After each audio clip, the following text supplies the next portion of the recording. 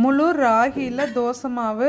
முழு ராகி 1 கப் எடுத்துட்டோம் அப்படின்னா 1/4 கப் அளவுக்கு உளுந்தும் பருப்பு 3 மணி நேரம் தனித்தனியாக ஊற வச்சு நம்ம அரைச்சி ஒரு 6-7 மணி நேரம் ஃபெர்மெண்ட் ஆனதுக்கப்புறமா யூஸ் பண்ணிக்கலாம். இதுக்கு தேங்காய் சட்னி ரொம்ப நல்லா சூட் ஆகுங்க.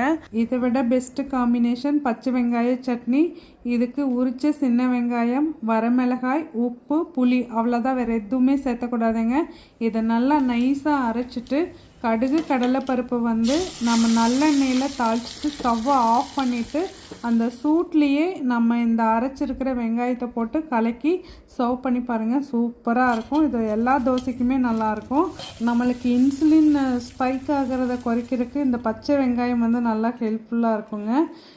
இது நம்ம சாதாரண தோசையில் எப்படி ஆனியன் தோசை செய்வோமோ அதே மாதிரி ராகி தோசையில் இதுக்கு நிலக்கடலை சட்னியும் சூப்பரான காம்பினேஷன். ட்ரை பண்ணி பாருங்கள். தேங்க்யூ.